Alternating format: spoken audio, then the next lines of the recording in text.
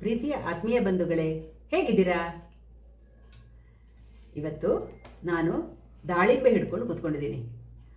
ಆರೋಗ್ಯಕ್ಕೆ ತುಂಬ ಉಪಯೋಗಕರಾಗಿರುವಂತಹ ದಾಳಿಂಬೆ, ಅದನ್ನು ಬಿಡಿಸ್ತಾ ಇದ್ದೀನಿ ನಾನು.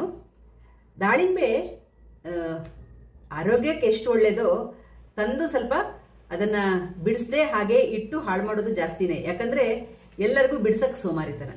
ಬಿಡಿಸಿ ಕೊಟ್ಟರೆ ಎಲ್ಲರೂ ತಿಂತಾರೆ, ಆದರೆ ಯಾರು ಬಿಡ್ಸಕ್ಕೆ ರೆಡಿ ಇರಲ್ಲ.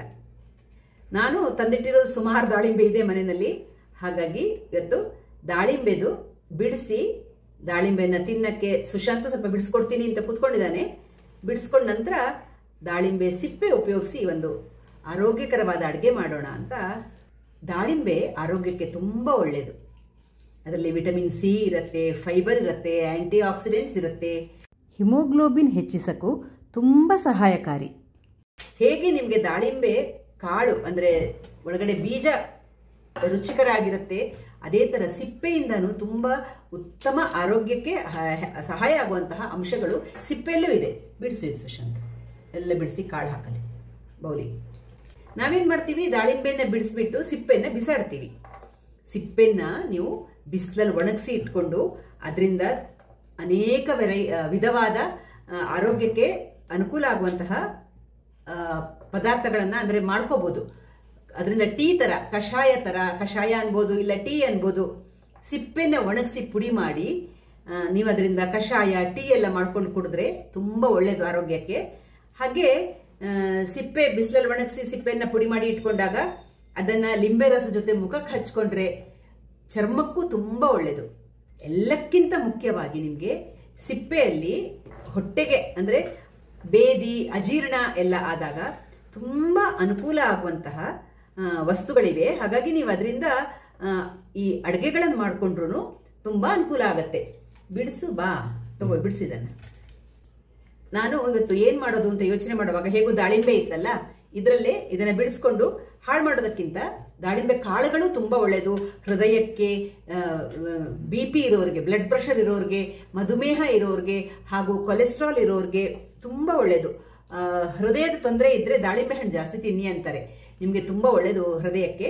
ಹಾಗೆ ಇವೆಲ್ಲವುಗಳ ಜೊತೆಗೆ ಅದರಲ್ಲಿ ನಾರಿನಂಶ ಇರುತ್ತೆ, ವಿಟಮಿನ್ಸ್ಗಳಿರುತ್ತೆ, ಹಾಗೆ ಆಂಟಿ ಆಕ್ಸಿಡೆಂಟ್ಸ್ ಇರುತ್ತೆ. ಕ್ಯಾನ್ಸರ್ ಬರದೇ ಇರೋ ಥರ ತಡೆಯುತ್ತೆ ದಾಳಿಂಬೆ. ಅನೇಕ ಉಪಯೋಗಗಳಿವೆ.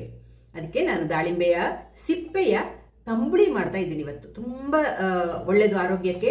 ಅಜೀರ್ಣ, ಬೇದಿ ಇರೋರ್ಗಂತೂ ಹೇಳಿ ಮಾಡಿಸಿರೋ ಔಷಧ.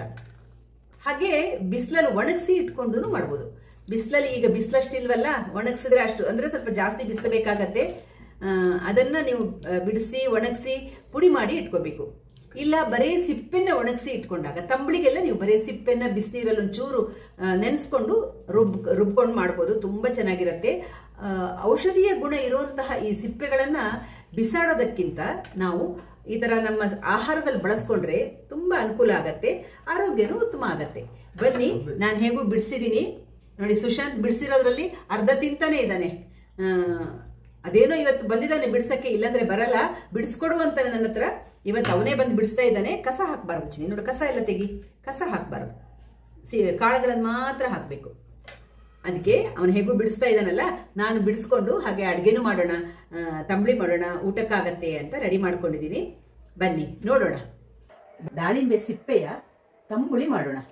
ಆರೋಗ್ಯಕ್ಕೆ ತುಂಬ ಒಳ್ಳೆಯ ಔಷಧೀಯ ಗುಣಗಳನ್ನು ಹೊಂದಿದ ದಾಳಿಂಬೆ ಸಿಪ್ಪೆಯ ತಂಬುಳಿ. ಅದಕ್ಕೆ ನಾನು ದಾಳಿಂಬೆ ಬಿಡಿಸಿದ ಮೇಲೆ ಸಿಪ್ಪೆ, ಒಂದು ಅರ್ಧ ದಾಳಿಂಬೆಯ ಸಿಪ್ಪೆಯನ್ನ ಕಟ್ ಮಾಡಿ ಇಟ್ಕೊಂಡಿದ್ದೀನಿ. ಹಾಗೆ ಒಂದು ಅರ್ಧ ಹಸಿಮೆಣಸಿನಕಾಯಿ ತಗೊಂಡಿದ್ದೀನಿ, ಒಂದು ಅರ್ಧ ಚಮಚ ಜೀರಿಗೆ ತಗೊಂಡಿದ್ದೀನಿ, ಒಂದು ಅರ್ಧ ಚಮಚ ಕಾಳು ಮೆಣಸು ತಗೊಂಡಿದ್ದೀನಿ, ಪೆಪ್ಪರ್, ಒಂದು ಕಪ್ಪು ಕಾಯಿ ತುರಿ ತಗೊಂಡಿದ್ದೀನಿ. ಹಾಗೆ ಒಂದು ಪಾತ್ರ ಮೊಸರನ್ನ ಬೀಟ್ ಮಾಡಿ ಇಟ್ಕೊಂಡಿದ್ದೀನಿ, ಮಜ್ಜಿಗೆ ಮಾಡಿ ಇಟ್ಕೊಂಡಿದ್ದೀನಿ. ಮೊಸರನ್ನ ಬೀಟ್ ಮಾಡಿ ಇಟ್ಕೊಂಡಿದ್ದೀನಿ. ಇಷ್ಟು ತಗೊಂಡಿದ್ದೀನಿ. ಈಗ ಮೊದಲಿಗೆ ಒಂದು ಬಾಣಲಿ ಇಟ್ಕೊಂಡು ದಾಳಿಂಬೆ ಸಿಪ್ಪೆನ ಹುರ್ಕೋಬೇಕು. ಮೊದಲಿಗೆ ಒಂದು ಬಾಣಲಿ ಗ್ಯಾಸ್ ಮೇಲೆ ಇಟ್ಕೊಂಡು ಗ್ಯಾಸ್ ಹಚ್ತಾ ಇದ್ದೀನಿ. ಅದಕ್ಕೆ ಒಂದು ಚಮಚ ತುಪ್ಪ ಹಾಕೋತಾ ಇದ್ದೀನಿ. ಇಷ್ಟೇ ಹಾಕ್ತಿದ್ದೀನಿ, ಒಂದು ಚಮಚನೂ ಹಾಕಿಲ್ಲ, ಇನ್ನು ಕಡಿಮೆನೆ, ಒಂದು ಅರ್ಧ ಚಮಚ ತುಪ್ಪ ಬಿಸಿ ಆಗ್ತಿದ್ದ ಹಾಗೆ ದಾಳಿಂಬೆ ಸಿಪ್ಪೆ ಕಟ್ ಮಾಡಿ ಇಟ್ಕೊಂಡು ದಾಳಿಂಬೆ ಸಿಪ್ಪೆನ ಹಾಕ್ತಾ ಇದ್ದೀನಿ. ಹಾಗೆ ಹಸಿಮೆಣಸಿನಕಾಯಿ, ಅರ್ಧ ಹಸಿಮೆಣಸಿನಕಾಯಿಯನ್ನು ಹಾಕೋತಿದ್ದೀನಿ. ಹಾಕೊಂಡು ಸ್ವಲ್ಪ ಕ್ರಿಸ್ಪ್ ಆಗೋ ತನಕ ಹುರಿಬೇಕು.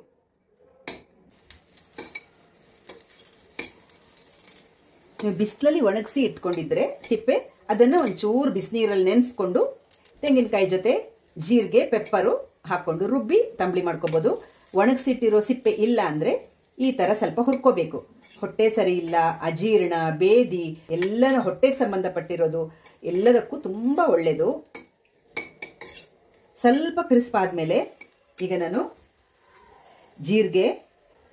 ಜೀರಿಗೆನ ನೀವು ಆಮೇಲೆ ಹಸಿನೂ ಹಾಕೋಬಹುದು, ಇಲ್ಲ ಸ್ವಲ್ಪ ಕ್ರಿಸ್ಪ್ ಆಗ್ತಿದ್ದ ಹಾಗೆ ಹುರಿಯಕ್ಕೂ ಹಾಕೋಬಹುದು.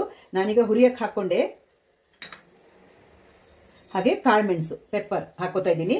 ಹಾಕೊಂಡು ಸ್ವಲ್ಪ ಕ್ರಿಸ್ಪ್ ಆಗೋ ತನಕ ಹುರಿಯೋಣ. ನೋಡಿ ಸಿಪ್ಪೆ ಸ್ವಲ್ಪ ಕ್ರಿಸ್ಪ್ ಆಗ್ತಾ ಇದೆ. ಚೂರು ಕ್ರಿಸ್ಪ್ ಆದ್ಮೇಲೆ ಸ್ವಲ್ಪ ತಣ್ಣಗಾಗಕ್ಕೆ ಬಿಡೋಣ. ನೋಡಿ ಸ್ವಲ್ಪ ಕ್ರಿಸ್ಪ್ ಆಗಿದೆ. ಈಗ ನಾನು ಸಾಕು, ಗ್ಯಾಸ್ ಆಫ್ ಮಾಡ್ತಾ ಇದ್ದೀನಿ. ಆಫ್ ಮಾಡಿ ಸ್ವಲ್ಪ ತಣ್ಣಗಾಗಕ್ಕೆ ಬಿಡ್ತೀನಿ. ಈಗ ತಣ್ಣಗಾಗಿದೆ. ಹುರಿದಿಟ್ಟಿರೋ ದಾಳಿಂಬೆ ಸಿಪ್ಪೆ, ಜೀರಿಗೆ, ಕಾಳುಮೆಣಸು ಹಾಗೂ ಹಸಿಮೆಣಸಿನಕಾಯಿ ಇಷ್ಟನ್ನ ನಾನು ಮಿಕ್ಸಿ ಜಾರಿಗೆ ಟ್ರಾನ್ಸ್ಫರ್ ಮಾಡ್ಕೊತಾ ಇದ್ದೀನಿ. ಇದಕ್ಕೆ ತೆಂಗಿನಕಾಯಿ ತುರಿ ಸೇರಿಸ್ಕೊಂಡಿದ್ದೀನಿ. ಈಗ ಮಿಕ್ಸಿಲಿ ನುಣ್ಣಗೆ ರುಬ್ಕೊಂಡು ಬರೋಣ. ಮಿಕ್ಸಿನಲ್ಲಿ ರುಬ್ಕೊಂಡಿದ್ದೀನಿ, ರೆಡಿಯಾಗಿದೆ ರುಬ್ಬಿ. ಈಗ ಇದನ್ನ ಒಂದು ಪಾತ್ರಕ್ಕೆ ಟ್ರಾನ್ಸ್ಫರ್ ಮಾಡ್ಕೊಳ್ಳೋಣ.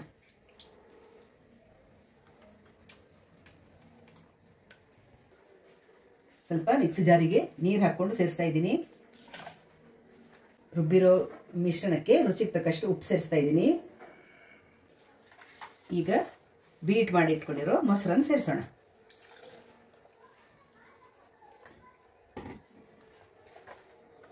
ನಿಮಗೆ ಯಾವ ಹದಕ್ಕೆ ಬೇಕು, ಗಟ್ಟಿ ಬೇಕಾ ಇಲ್ಲ ತುಂಬಾ ತೆಳ್ಳಗೆ ಬೇಕಾ ನೋಡಿಕೊಂಡು ಸೇರಿಸ್ಕೊಳ್ಳಿ.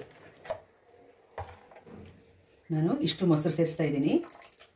ಅದಕ್ಕೆ ಸ್ವಲ್ಪ ನೀರು ಸೇರಿಸಿದ್ದೀನಿ. ನೋಡಿ ನಾನು ಈ ಕನ್ಸಿಸ್ಟೆನ್ಸಿಗೆ ಮಾಡಿದ್ದೀನಿ.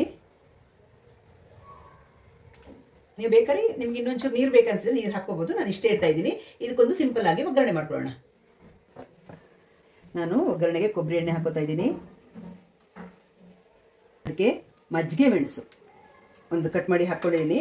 ಹಾಗೆ ಗ್ಯಾಸ್ ಹಚ್ಕೊಂಡು ಉದ್ದಿನ ಬೇಳೆ ಹಾಕೋತಾ ಇದ್ದೀನಿ. 1 ಚಮಚ ಉದ್ದಿನ ಬೇಳೆ ಹಾಕೋತಾ ಇದ್ದೀನಿ.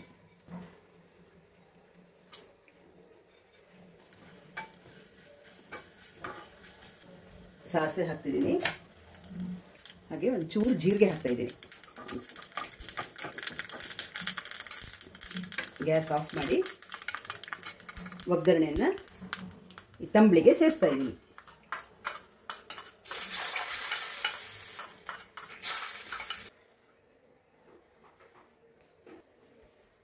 ರುಚಿಕರ, ಆರೋಗ್ಯಕರ ದಾಳಿಂಬೆ ಸಿಪ್ಪೆಯ ತಂಬಳಿ ರೆಡಿಯಾಗಿದೆ.